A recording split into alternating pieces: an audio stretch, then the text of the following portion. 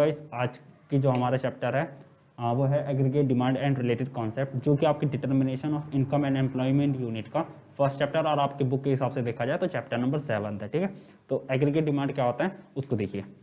क्या होता है aggregate demand? Aggregate demand refers to, AD का मतलब एग्रीगेट डिमांड है। ठीक है, aggregate demand refers to total value of final goods and services which all the sector of the economy are planning to buy at a given level of income during a period of one accounting year। ठीक है, ED का मतलब basically क्या होता है कि final goods and services की total value जिस इकोनॉमी के सभी सेक्टर्स मिलकर एक अकाउंटिंग ईयर में खरीदने की क्या करते हैं, प्लानिंग करते हैं। खरीदते नहीं है, यहाँ पे खरीदा नहीं है, अभी उसको खरीदने की प्लानिंग करते हैं, मतलब बाय करने की प्लानिंग करते हैं। इसको क्या कहा जाता है, एग्रीगेट डिमांड। ठीक है, AD refers to total value और फाइनल गुड्स एंड सर्विसेज जानते हैं क्या होता है, नेशनल इनकम में पढ़ा हुआ है। जिसको इकोनॉमी के सभी सेक्टर, इकोनॉमी कितने सेक्टर होते हैं, 4 सेक्टर होते हैं। कौन कौन से? हाउस होल्ड, फर्म, गवर्नमेंट और रेस्ट ऑफ अदर वर्ल्ड। ठीक है, जिसको क्या करते हैं, प्लान करते हैं। क्या करा जाता है यहाँ पे, प्लानिंग करी जाती है। बहुत इंपॉर्टेंट शब्द होता है प्लानिंग। यहाँ पे एक्चुअल में नहीं खर्चा होता है। ठीक है, यहाँ पे प्लान करते हैं। देखिए, अगर पहले ही खर्चा हो चुका हो फिर उसके बाद हम उसको पढ़ें, मतलब पहले वो घटना हो चुकी हो उसके बाद पढ़ें, तो इकोनॉमिक्स थोड़ी ना, फिर तो हिस्ट्री बन जाता है। लेकिन इकोनॉमिक्स क्या बताता है हमको, ऑप्टिमम यूटिलाइजेशन ऑफ रिसोर्सेज। तो रिसोर्सेज का ऑप्टिमम यूटिलाइजेशन कब करेंगे, ऑब्वियसली उसको करने से पहले। समझ में आ गई बात? तो इसलिए इकोनॉमिक्स में क्या करा जाता है, प्लान करा जाता है गिवन लेवल ऑफ इनकम पर परचेज करने के लिए, क्या, goods and services.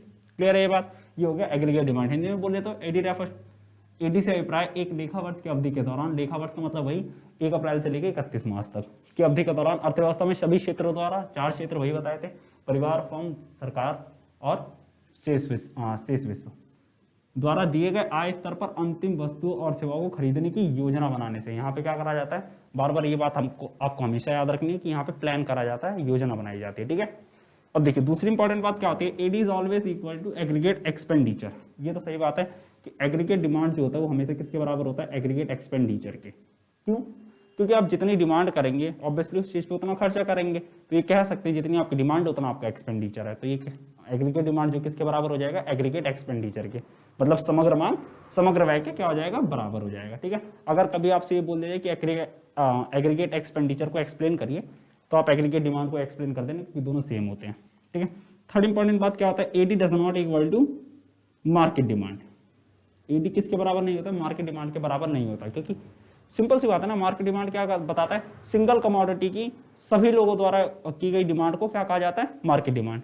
Aggregate demand क्या होता है, ऊपर वाला, जितने भी इकोनॉमी में फाइनल गुड्स एंड सर्विसेज हैं उनकी टोटल वैल्यू जिसको इकोनॉमी के सभी सेक्टर मिलकर क्या करते हैं, प्लान करते हैं खरीदने के लिए। समझ में आ गई बात?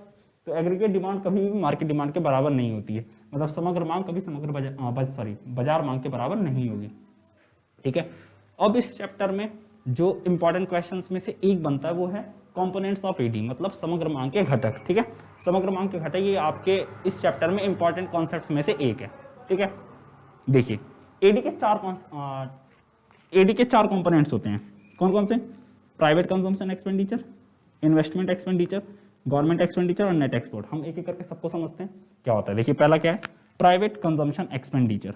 प्राइवेट कंजम्पशन एक्सपेंडिचर में क्या होता है कि हाउस होल्ड सेक्टर द्वारा इकोनॉमी में जितने भी गुड्स एंड सर्विसेज प्रोड्यूस हुए हैं, फाइनल गुड्स एंड सर्विसेज जितने प्रोड्यूस हुए हैं उन पर क्या करते हैं, प्लानिंग करते हैं बाय करने के लिए, उस पर एक्सपेंस करने के लिए क्या करते हैं, प्लान करते हैं। समझ में आ गई बात? यहाँ पे जो भी बात होगी वो प्लानिंग से ही होगी। क्लियर है? तो हाउस होल्ड सेक्टर द्वारा इकोनॉमी में जितनी फाइनल गुड्स एंड सर्विसेज हैं उनको अगर प्लान करते हैं क्या करने के लिए, बाय करने के लिए, उसको किस में डाल दिया जाता है, प्राइवेट कंजम्पशन एक्सपेंडिचर, जिसको कैपिटल सी से भी डिनोट करा जाता है। ठीक है, इसमें कॉन्सेप्ट और आता है डिस्पोजेबल इनकम।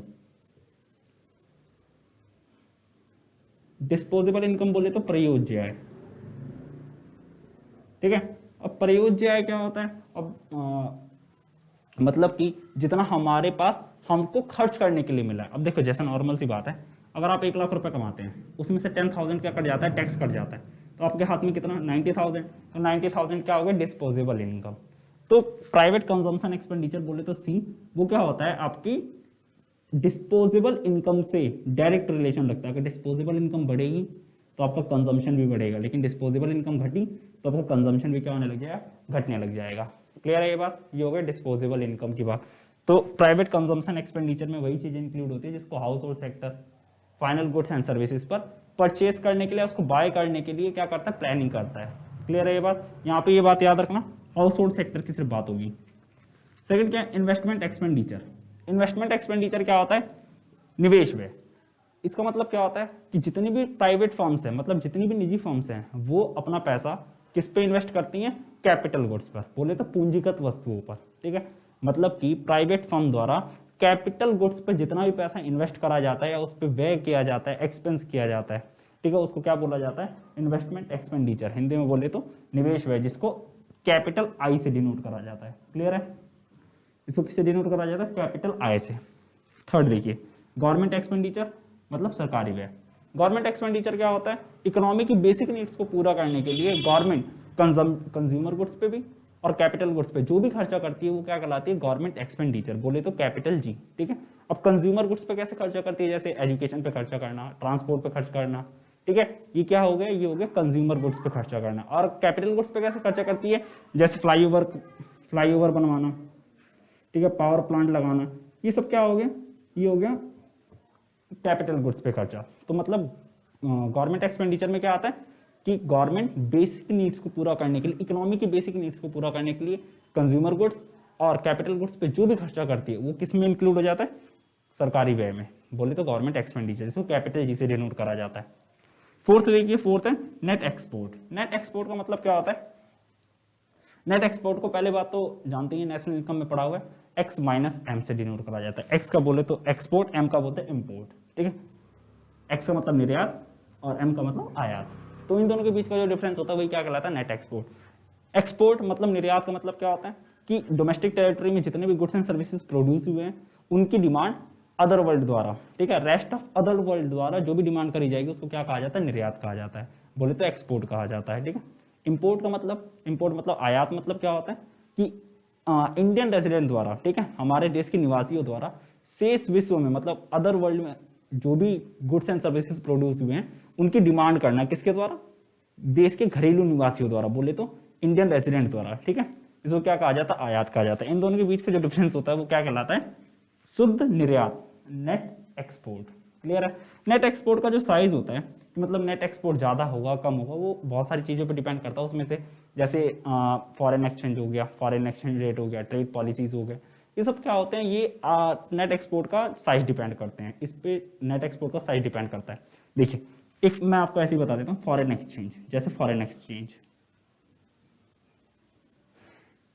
अब फॉरेन एक्सचेंज अगर देखिए, अगर हमारी करेंसी का जो प्राइस है वो कम होता चला जाएगा, ठीक है, अगर हमारी करेंसी का प्राइस क्या हो जाएगा, कम होता चला जाएगा, तो हमारे इंडिया में क्या होने लग जाएगा, उस चीज़ को निर्यात करने लगेंगे, बोले तो एक्सपोर्ट करने लग जाएंगे। क्योंकि अब हमारा करेंसी का प्राइस कम हो गया तो सामने वाले देश के लिए क्या पड़ गया, वो सस्ता पड़ गया हमारा सामान, तो क्या करने लग जाएगा, हमारे देश से खरीदेगा, तो हमारा देश क्या करेगा, एक्सपोर्ट करेगा। ठीक है, और अगर हमारे देश का जो प्राइस है, हमारे जो क्या बोलते हैं, हमारा जो रुपया है, ठीक है, जो रुपीज़ है उसकी वैल्यू क्या होने लग गई, इंक्रीज होने लग गई, तो हम क्या कर देंगे, हम इम्पोर्ट करेंगे, क्योंकि अब हमको बाहर वाले देश का जो सामान है वो सस्ता लगने लग जाएगा।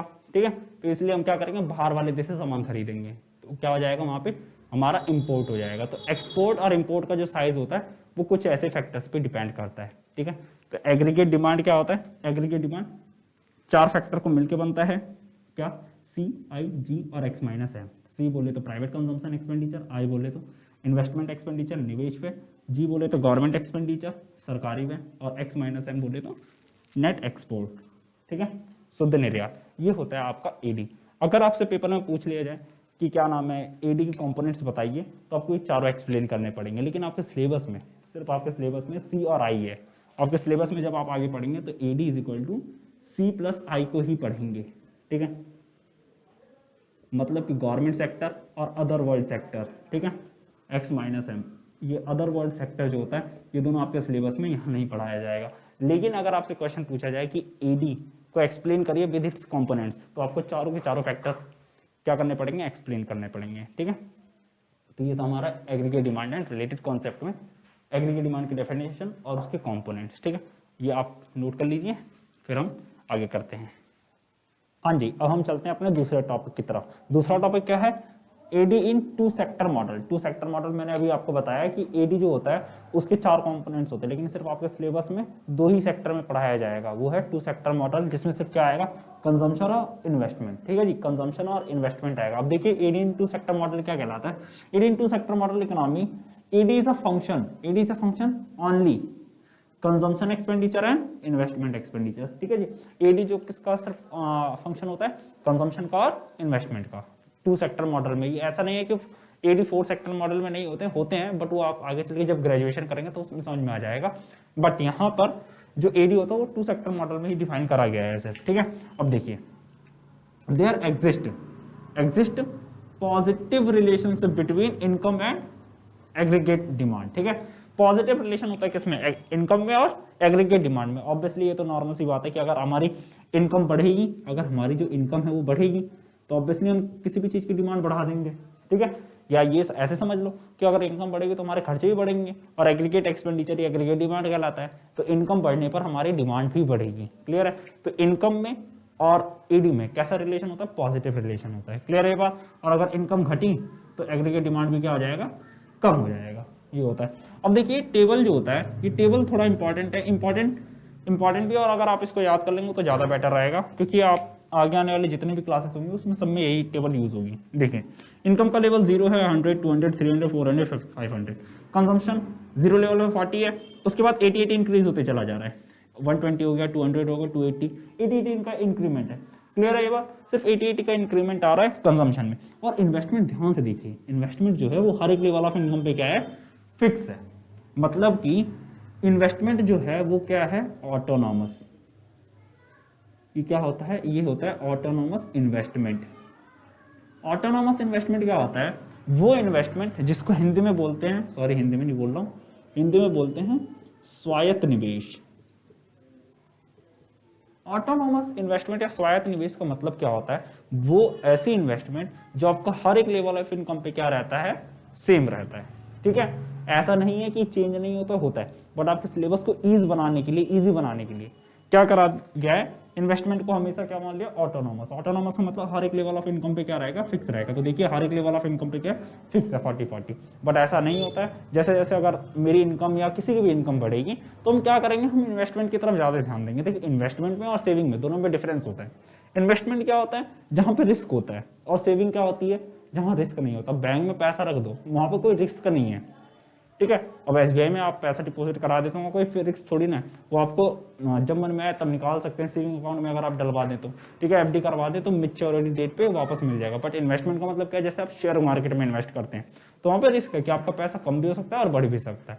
क्लियर है ये बात। तो इन्वेस्टमेंट में रिस्क होता है और सेविंग में रिस्क नहीं होता है। ठीक है, तो इन्वेस्टमेंट जो हर एक लेवल ऑफ इनकम पे सेम रहेगा। और एडी देखिए, एडी जो होता है C+I का सम होता है, तो 80, 160 ये ऐड करके निकाल दिया गया। ठीक है, अब आइए ग्राफ पे, एडी के ग्राफ के। ठीक है, यहाँ पे इंपॉर्टेंट पॉइंट देखिए, AD is equal to C+I, ये तो हमने पढ़ ही लिया है। एडी क्या है, C+I का जो सम फंक्शन जो होता है वो एडी है। ठीक है, there is positive consumption when income is 0। ये इंपॉर्टेंट बात है कि कंजम्पशन का जो कर्व है, मतलब ये वाला जो कर्व है C वाला, ये क्या हो रहा है, ये आपका 0 लेवल ऑफ इनकम से चालू नहीं हो रहा है। कहाँ से चालू हो रहा है, कुछ ना कुछ पॉजिटिव कंजम्पशन से चालू हो रहा है। देखिए जैसे इनकम 0 थी और कंजम्पशन 40 थी। ठीक है, इसको स्मॉल c से डिनोट करा जाता है, जिसको क्या कहते हैं, ऑटोनॉमस कंजम्पशन। एक मिनट, राइटिंग गंदी लिख रहा हूँ, सॉरी। इसको क्या बोला जाता है, ऑटोनॉमस कंजम्पशन। ऑटोनॉमस कंजम्पशन बोले तो स्वायत्त उपभोग। ठीक है, ऑटोनॉमस कंजम्पशन का मतलब क्या होता है, वो कंजम्पशन जिसको आप जिंदा रहने के लिए कुछ जो जिंदा रहने के लिए रिक्वायर्ड होती है, उसको क्या कहा जाता है, ऑटोनॉमस कंजम्पशन। ठीक है, जिंदा रहने के लिए कुछ ना कुछ तो उनको रिक्वायर्ड रहेगा ही खाने के लिए। अगर आपकी इनकम चाहे माइनस हो चाहे जीरो, माइनस हो ही नहीं सकती, बट जीरो हो तो क्या हो वहाँ पे क्या होगा, ऑटोनॉमस कंजम्पशन। ठीक है, ऑटोनॉमस कंजम्पशन वो चीज होती है जो जिंदा रहने के लिए रिक्वायर्ड होती है, उसी को कहते हैं ऑटोनॉमस कंजम्पशन। क्लियर है ये बात। कुछ ना कुछ खाएंगे और वहाँ पे क्या होने लग जाएगा, अगर आप देखें इनकम 0 है, कंजम्पशन पॉजिटिव है, इसका मतलब क्या है, या तो आदमी क्या कर रहा होगा, लोन लेके खा रहा होगा, या फिर अपनी जो पुरानी सेविंग्स होगी उसको यूज कर रहा होगा। ठीक है, ये क्या होता है, इसलिए ऑटोनोमस कंजम्पशन जो होता है वो डिस सेविंग का कारण बढ़ता है, मतलब कि जो आपकी सेविंग थी उसको और कम कर देता है। समझ में आ गई बात, ये होता है ऑटोनोमस कंजम्पशन।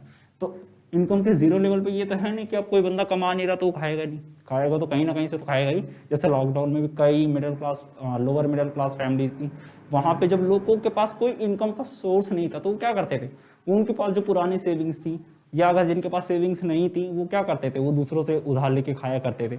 मतलब वहाँ पे कंजम्पशन रुका नहीं था ना, तो इनकम के जीरो होने पर भी कंजम्पशन कुछ ना कुछ होगा, जिसको क्या कहा जाता है, ऑटोनोमस कंजम्पशन। और ये हर एक लेवल ऑफ इनकम पे क्या रहेगा, फिक्स रहेगा।